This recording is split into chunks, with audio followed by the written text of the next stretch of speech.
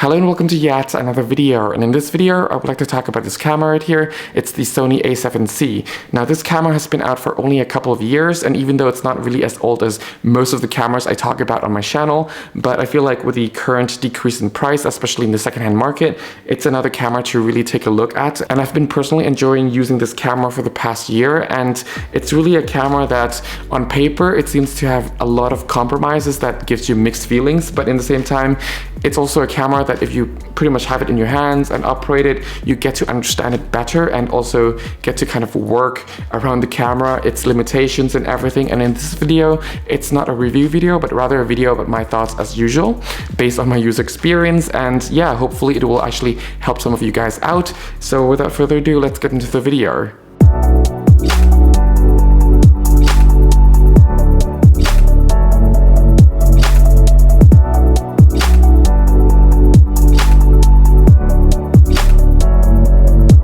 So the Sony A7C, now this camera has been out for the past couple of years or so. It's nowhere as old as my typical cameras that I usually talk about on my channel, but to be honest, with the price decreasing pretty much dramatically on the secondhand market, and also it's even more dramatic depending on where you get it from, like which part of the world, it's been a very nice camera to use and more of a really nicely justified camera on why you should actually buy this camera.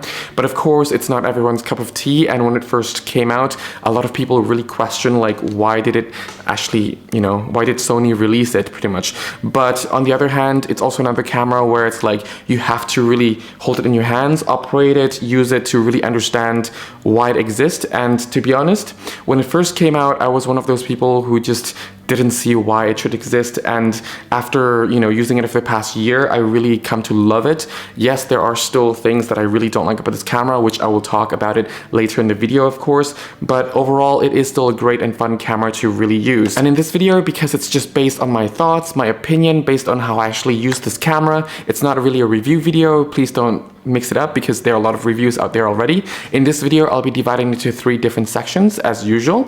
The first one will be the ergonomics, the operational side of things, how it handles, how it operates, things like that. And then I'll lead into the image quality for both photography and video. And then I'll lead into the conclusion of the video, why I still recommend it, what I still think about it. And yeah, let's first start with the ergonomics and the operational side of things. So this camera, straight out of the box, it actually feels really nice. It's actually a really small, tiny camera. It's actually not that much bigger than the A6000 line of bodies, which is actually quite nice. On top of that, this camera is mostly magnesium alloy, so it's really nicely built. And also, even though it's nicely built, but you still feel a little bit hollowness inside, if that makes sense. So yeah, if you're nitpicking, that is something that I feel a little bit worry about. But other than that, it's a very nice camera that is also really nicely weather sealed. So it's also good because if you actually look around at different ports, there are actually the rubberized gaskets as well. So that's actually quite comforting. And unlike some of the earlier Sony cameras like the A7 III, A7 II, the ports doesn't feel as flimsy, and when you actually squeeze on the camera, it doesn't really feel as flimsy, but you can kind of like hear, yeah, a little bit of the squishing sound, but it's nowhere as bad as, let's say, the A7 III and the cameras before that. So that's a good thing. And this camera is also in a really nice form factor. It's quite nice and light, but if you mount it with like even a standard 50mm lens, it is kind of front heavy and it is already getting kind of not balanced. So yeah, this is the 1.4, by the way, because I can't justify buying the 1.2, even though it's much superior. But me working with Canon as a main system, having the 1.2 already, I just can't justify buying that since I already have the 1.4, because this lens is also still really good. But anyway, back to the camera. If we look to the side, I really like how the ports layout is actually divided. I just wish, well, the only thing I really wish is the microphone would be in the same level, the same port, at least with the headphone. But it's actually just, you have to open 2 ports, and to me that's kind of messy. And if you open this port right here, it's just 1 card slot. Of course, if you're only like using this camera for basic street photography, travel photography, and just non-professional work related, I think it's just okay. The only downside is, well, for me, the only downside is that it's SD card. It's not CF Express, or it's not CF. Well, it can't really fit CF in there, but still, CF Express would actually have been much better in terms of reliability and also just writing speed, and also it corrupts a lot less than SD cards, in my opinion. Well, also in my experience. And just moving to the other side here, well, it's a really funny grip feeling, and also I have a very love and hate relationship with this grip, to be honest. I feel like Sony could actually have put in a lot of effort into this grip, because if you take a look at cameras like even the 100D or the 200D DSLR from Canon, the grip on those smaller DSLRs actually feels a lot more comfortable than this. This just feels like you're holding some sort of like a mini brick, because the grip is not really ergonomical. It's not really hitting this part of the hand. It's mainly just kind of hitting this part and this part, which makes it a very sharp feeling kind of grip, that your palm over here is also kind of like hitting this strap holder, so it's really uncomfortable for me personally. Could they have redesigned it much better? They could have. And also these little dots here, these little texture actually doesn't stop it from feeling slippery after using it for a certain amount of time. So keep that in mind if you're going to be planning to, you know, handhold this camera for a certain amount of time, or if you're operating this camera in like Thailand or other warm countries where, you know, holding cameras for a short period of time could give you sweaty hands, and therefore this camera could feel a little bit slippery. So yeah, just keep that in mind. And to the bottom here, as you saw earlier, it's just a battery compartment, which holds a really nice battery size nowadays, the Z series type. But what I really like about this smaller body is that they don't actually put the SD card in here, but they actually have a separate door for the SD card, which is good. Because with a lot of camera manufacturers that actually try to redesign smaller and smaller cameras, they usually just put the SD card reader or the SD card slot within the same compartment as the battery slot, which is somewhat inconvenient, especially if you have one of those big cage or one of those big tripod plates. Let's say a video tripod plate that usually is very big, very long, very wide. So it would actually usually cover up the battery compartment anyway. So yeah, having a dedicated SD card slot over here on the side is really nice from them. And moving on to the top, it's actually very nice, simple and clean. So it's just the mode dial, the exposure compensation wheel, the record, well, start and stop recording button for video, and the shutter on off button. It's all very simple and minimalistic. What I really love about the buttons up here in the mode dial is, even the mode dial, for example, it doesn't have any lock, but because it's kind of like almost flush here, it's really hard to really knock it. Even if you're operating with 2 or 3 other cameras and having 2 or 3 other cameras like around your waist or around your hips and swinging this camera around, you won't really accidentally, or at least not as often accidentally, hit the mode dial, which is actually pretty good, and there's actually quite a nice weight to it anyway. And also the same thing with the exposure compensation wheel right here. It's also really nicely stiff. It's not too stiff, but you also have to be deliberate with it, which is good. But then again, I only have it for like around a year, so maybe 5 years from now it could go looser. I really don't know, but for now it's actually really nice. And I really love having this dial back here because it's actually a nice design. I really hate my A7 IV that's filming me right now for having this dial on top, because it's such a cheap plastic and it fell like 30 centimeters and it already broke the plastic dial in half. Whereas this one is just nicely protected in here, and I really admire that this camera has that. But otherwise on the back, I feel like the buttons on the back here are actually quite nicely arranged, and all of your essential buttons are actually there, whether it's your ISO, your display, your menu button, your AF on, and what have you. So it's just pretty much all the essential buttons are at your fingertips, even your drive button. So that's actually quite nice. And not to mention, you can actually customize some of these buttons as well later in the menu. So it's also even a bonus on top. So if you just want to, access your quick settings or quick feature that you just want to set this camera to, so that's actually quite nice. Moving on to the screen, which you'll see a lot of my fingerprints on, it's actually quite a nice and sharp screen. I actually quite like the detail on here for the price. It could have been better in my opinion, but I can't really complain that much because you still can actually see it in the direct sunlight, which is good, or at least I can with the Northern European weather at least. And also the downside about the screen though is even though it's a touchscreen, but you can't really use it to really touch it as much as you would be able to touch with the Canon system, for example. So with the screen back here, you can pretty much just kind of poke it for the focusing area where you want to have it in focus, but you can't really rack focus or have it smooth focus like the Canon, and you can't really press on the menu or press on the other settings like the Canon system would offer you to actually do, and you can't really poke in the menu system like you can with the Canon as well. So just keep that in mind. There is a touchscreen, but it's very, very, very limited. But you know, if you don't really mind, then it's actually kind of okay. And moving on to the next point, which is the electronic viewfinder up here.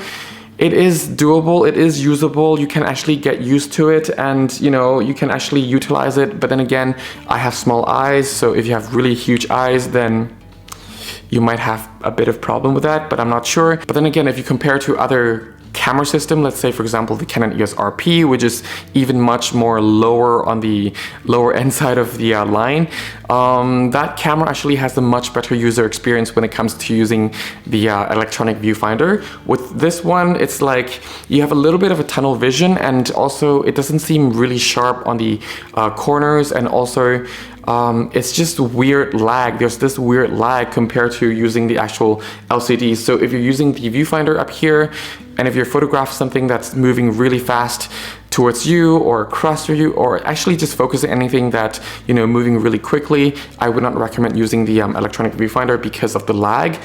Just use the main LCD. But if you're just, you know, actually fine tuning certain things, will actually just be better off with the LCD as well. But in rare occasions where you might want to use the electronic viewfinder, you can. Just keep in mind there's a bit of lag, and also there's a bit of unsharpness and blurriness around the edges and the corners of the viewfinder, so just keep that in mind. But otherwise, you can really get used to it and utilize it completely. And up here on the hot shoe, nothing new. You can still mount typical Sony accessories on here as well, which is pretty good, such as those mics that just connect directly into the pin here, so you don't need to worry about the cable. And yeah, now moving on into the operational side of things, so software related. The menu system on here is disappointingly the older kind of menu. That means it does take time for you to actually access certain features. So I think for me, it took a lot of time to actually access those settings like the ISO limiter, and also access settings like the specific type of the autofocusing system that I want to use that is usually not available on the quick menu. So yeah, it does take some time, but then again, you know, it is what it is. You can get used to it, and it's really only my personal experience with it. If you don't really need those settings that often, then, you know, you're perfectly fine. But just keep in mind, it is an old menu, and even though you can say that you can actually get used to it, it will still be a really slow menu to operate with. So just keep that in mind. It's very inefficient, and it's still using the older Sony terminologies that isn't as logical as, let's say, the terminologies that you would find with the Canon, the Nikon, the Pentax system, things like that. So just keep that in mind. But yeah, otherwise, this camera is a really great camera. It's a very responsive camera. It's also a very fast camera. It shoots at around 10 frames per second, and I don't remember the specific buffer, but I believe it shoots a little bit over 100 JPEGs and also around 40 RAW. I mainly shoot in RAW, and personally, because I've been using this camera mainly for more like personal use, so for street, for family, for friends, things like that, I never really hit the buffer. So that is something that's positive, at least from my side. But if you're photographing, let's say, your kid's football game, or if you're photographing sports, then hitting that 40 images, well, raw images buffer might be very easy, to be honest with you, because especially when it's actually shooting at around 10 frames per second, then yeah, it's just going to reach it in about 4 seconds. So just keep that in mind. But otherwise, it's a very responsive camera. The autofocusing system in this camera is actually also really good and responsive as well. And to be honest, I've been keeping it as like, if you're using a Nikon system, it's kind of like this 3D tracking system. I'm not sure how Sony calls it, but it's actually just kind of point and actually tracks really nicely, and I love how sticky it is. And to be honest, I never really missed not having a joystick simply because of how sticky the autofocusing system in here works. So it's actually really nice, and you can actually rely it even in low lighting situations. Though in super low light situations, if you're working with a lot of dark contrast, a lot of dark patterns, it can actually get confused a little bit and think that maybe this object is the same as that object. So after a while of focusing it or tracking a certain object, it could actually just shift to a different object that has a very similar contrast ratio or contrast level with the subject that you were originally tracking. So just be aware of that. And kind of similar with like if you're photographing or focusing with bright light area, but super bright area as well. So you can actually trick the autofocusing system quite easily as well. That being said, again, in normal lighting situations and semi-low lighting situations, it is a very nice camera to use and focus with. And then another point is somewhat actually kind of a negative point. Maybe it's just me not knowing how to turn it on, but every time you turn off this camera, the shutter curtain actually doesn't close down like many other mirrorless cameras actually do, to just prevent dust or some sort of like big pieces of dirt getting onto the sensor. But with this camera, it's always kind of like that risky kind of feeling every time you change lenses when the camera is turned off, and you know, dust could just get in there and everything. And for some reason, I find that Sony sensors attract a lot of dust, like Sony sensors in Sony cameras, because Sony sensors in Fuji cameras doesn't actually attract as much dust for some reason. But and also Sony sensors in Nikon mirrorless cameras as well. That's in my experience of using those system. And with Sony system, for some reason, it just attracts a lot of dust onto the sensor every time you quickly change lenses as well. Like, it's weird. So yeah, but anyway, with this camera, at least if there's a way to just shut off the curtain every time you turn it off, then I really don't know how to. Please recommend it to me in the comment section. But as of the time of recording this video, the camera just doesn't have that option, or at least I cannot see it. And it just would be nice to just have it natively enable within the camera, that, you know, every time you turn off the camera, the shutter curtain actually closes to just protect the sensor a little bit. So yeah, that's just a little bit nitpicking with me. And if I could just go back into the menu, the one thing that Sony actually added into the system here that could actually be quite a major upgrade to a lot of people is actually the blue peaking. I personally don't use it, but of course to those users who actually specifically rely on that specific feature, it's actually a good upgrade for them. So yeah, there is that. And now onto the image quality. Well, the image quality in this camera is actually nothing new. You can kind of see with many other 24 megapixel sensors out there in the market already. It's very similar to the A7 III, even though Sony tweaked the color signs actually quite nicely, but it's not really new in terms of you don't really see extra detail. There's no extra sharpness compared to the A7 III, nor compared to any really other major full frame 24 megapixel sensors out there. But it is somewhat like, it renders the details quite nicely in low lighting situations. So I would say it is a tad better than the A7 III in low lighting situations in terms of like rendering details, but in terms of like noise performance, it's not that much better anyway. It is quicker in terms of like when you start the camera and actually press the shutter button, it is actually more responsive to take pictures than the A7 III, but it's about the same as the A7 IV in my opinion. Well, in my experience, because it's, yeah, I'm using it right here to just film me, and I use these two cameras pretty much almost every day anyway. But yeah, there's that. But what I like to say is the color tones, the color signs, even though it's only like tweaking a little bit, but it's actually in a much better way than the A7 III, because with the A7 III, oh my god, that camera, you have to always, at least in my opinion and also in my user experience, I always had to tweak the image somewhat, and actually always had to spend extra time in post tweaking. And I think a lot of you actually know that I hate tweaking images in post. I just like to have things as nearly close to pretty much what I envisioned it, or what I imagined it to be, or what I expect it to be. And yeah, it's just yeah, that camera is just kind of all over the place. But with this camera, the skin tones is actually much nicer than the A7 III. Finally, it is still nowhere close to as good as, let's say, the Canon, the Nikon, and the Pentax skin tones, but it is much better, well, in terms of like if you're actually playing around with skin tones in post, it actually responds much better than the previous Sony sensors or the Sony color science in the previous models would. So that's actually quite nice, and you will see a huge improvement in rendering in, again, the details of the shadows, but also the highlights. You don't get as harsh of a roll-off or harsh banding as much as you would say with the A7 III or the A7 II, but it's just closer to the A7 IV, which is much more smooth and much more natural looking. So yeah, that's actually quite nice. Will you still have to tweak it a little bit? I would still say yeah, just a little bit, but it's just not as much as, you know, before. Another factor to actually look out for is moire and aliasing, even though it's actually really well controlled, but in certain complex pattern situations, you will still have the chance to see both moire and aliasing, so just be careful with that when using this camera.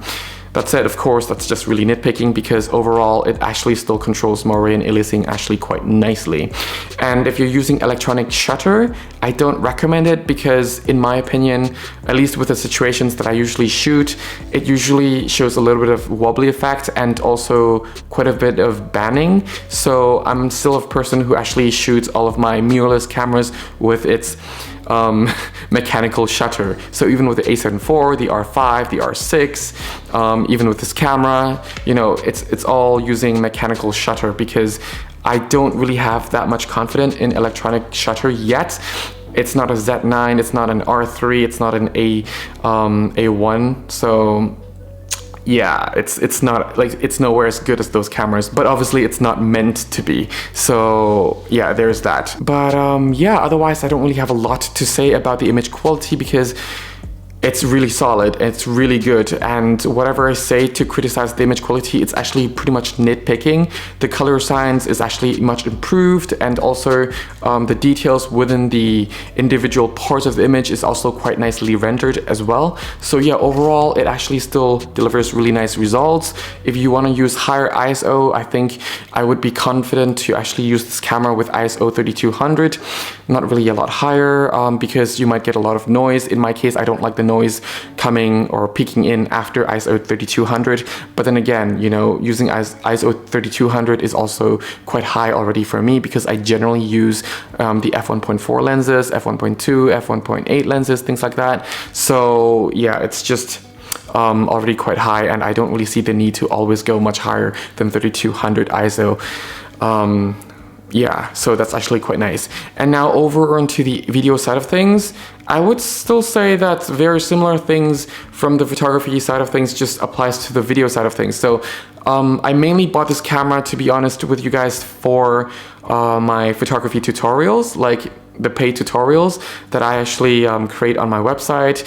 It's still under construction as of the time of recording, but it will be available sometime in June. But this camera pretty much was a perfect fit at the time because I was using it with the A7 IV as well, and I think it's just matching it up nicely, and both cameras can record 4K without any time limit. Well, on this camera you actually have to enable the feature of like, well, actually disable the overheating feature, then you can actually use this camera past the 30-minute time limit, or actually past the overheating warning. But of course, naturally it depends on the memory card capacity and also the battery that you actually have left in terms of the juice, because if you have very little amount of battery left, then of course you won't be able to record as long. But generally speaking, I was always able to record with this camera way over an hour without overheating and without this camera feeling too hot, unless if I'm actually filming in Thailand, and yeah, the camera can actually get quite hot. But here in Northern Europe, even in summer, it actually behaves quite nicely. So yeah, I would actually highly recommend this camera if you want to actually, you know, just record video for a very long, extensive amount of time. The autofocusing system in video is also actually quite nice, and the color science actually has been improved since the A7 III, and the autofocusing system algorithm also has been tweaked to be actually more sticky and also much more accurate than the A7 III's autofocusing system. So that's actually quite nice in my opinion. But now onto somewhat of a negative point, or actually 2 points rather.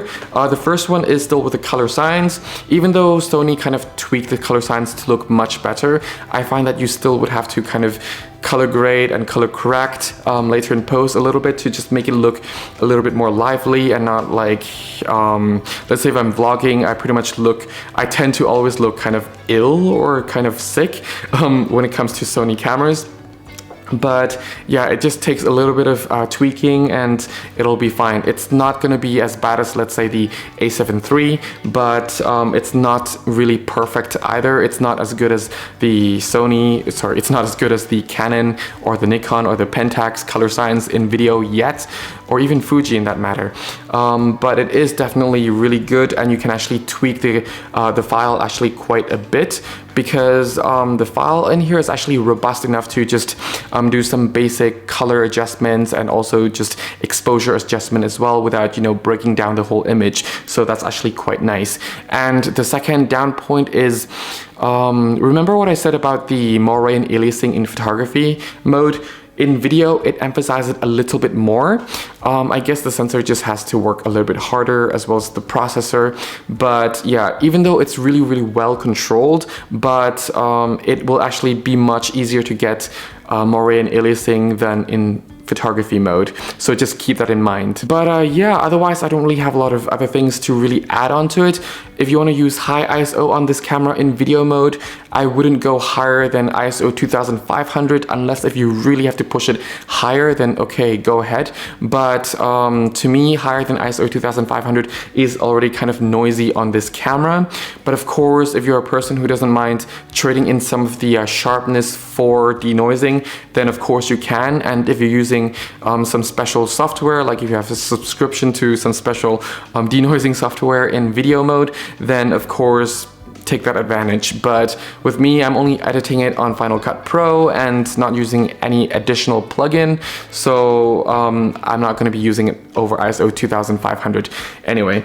But yeah, otherwise onto the conclusion. So at this point, it's probably one of the shortest videos I've ever really filmed about a camera, but on the other hand, it's also a really nice camera to, you know, talk about, because it's not really a lot of negative points about this camera. Sure, there are nitpicks of like one card slot, which to some people could be a deal breaker, of course. To me, not really. The deal breaker was already using the SD card, but then again, I have a lot of SD cards, so eh. And also this camera has a bit of like other flaw in my opinion of like, you know, the shutter not closing down and also the grip not feeling as nice if you're working for a long period of time. But these are all just, you know, minute nitpicking, and it's not really a huge deal breaker to a lot of people. And overall, this video is just more of like a video that's really easy to make, in my opinion, simply because it is still a really nice camera to use that actually outputs really great quality. And with the price decreasing quite dramatically nowadays, and also hitting the summer where the price is actually going to be even more down than now, of course, in some part of the world, it will actually decrease even more than the other part of the world. So just keep that in mind. But overall, it is still a really nice and small camera to really take it with you to anywhere. And of course, it would actually be a much better advantage if you actually have one of those smaller lenses to pair with it, not this 50mm f1.4. But then again, this is like one of the smaller lenses I actually have to pair with this camera, so yeah, but that's just my problem pretty much. But yeah, this camera is a very nice camera to use. It's very responsive. It's still very reliable. You know, you can actually rely on the autofocusing system. You can actually rely on the fact that this camera will get a lot of the images almost tack in focus. Of course, within the 10 frames per second, not all of the images will be sharp. I would say 60% of those images would be sharp. At least that's just based on how I shoot. Different people will have different style of shooting, so the lighting condition will vary, will affect the, you know, the focusing system performance. The subject they focus will also have a slightly different impact on the actual focusing system, but just based on what I generally shoot, 60% of the time, if I'm actually using it to track and doing a burst mode, it will be able to track it 60% accurately, well 60 to 70% accurately, which is actually not bad. So yeah, it's still quite a nice camera to use. It's really responsive. I've been saying that for quite a number of times now, but yeah, I just can't emphasize enough like how responsive this camera is, especially compared to the previous versions of the Sony cameras like the A7 III, A7 II, A7R III, A7 S3. Those cameras are nowhere as responsive as this camera. So yeah, it's actually quite nice, and for the reason that it is a camera that no one will really take it as seriously as, let's say, with the A7 IV. You can actually get away with a lot of situations and come back with a lot of results, with a lot more images, with a lot more moments to actually remember. So yeah, it's a camera that I would highly recommend. Of course, if some of the things I've said in this video is a deal breaker, then you already know that this camera may or may not be for you. That being said, if you do get a chance to try this camera, and if you are interested in getting this camera, I do recommend you at least try it first, because at least with my experience, some of the people I know who tried this camera, who wanted this camera but then tried it, they ended up not liking it and just went for the A7 III instead. There are those people as well. So yeah, but I do say that if you don't like it, but if you still consider it, really try it out, because chances that you will actually like this camera is actually quite high. The shutter sound on this camera is also really good, and it just tickles your ears every time you fire a mechanical shutter on this camera. I think it's the best sounding shutter mechanism in any of the Sony cameras, but I'm just being, getting off topic right here. But yeah, overall it's a great camera to actually have and also experiment with if you want to experiment. Having that full frame look is also a nice benefit as well, so just keep that in mind. But yeah, otherwise I don't really have a lot of bad things to say. The Wi-Fi and NFC on here is actually quite nice, because, well, it's not really nice, it's just very convenient, because Sony's UI, well, user interface app is just kind of all over the place, and it's not as reliable as the Fuji and the Canon system yet. This is actually faster than the Fuji Wi-Fi system, so that's actually good, but it's still not as efficiently designed, and it's not as fast transfer as the Canon system yet. So yeah, there is that, but it's definitely easier to use than the Nikon's system, that is for sure, with when it comes to the Wi-Fi UI. So yeah. Before this video gets any longer, I would like to actually leave it here. If you have anything to add, any experience to share, any questions, feel free to actually comment down in the comment section below. And also, if you need a free photography guidebook, it's on my website. It's absolutely for free. No need to submit your email address, nothing. Just click and download. I will not bombard you with any newsletter nonsense. So yeah, I thank you all very much for watching. Stay safe, have fun shooting. Till next time, bye for now.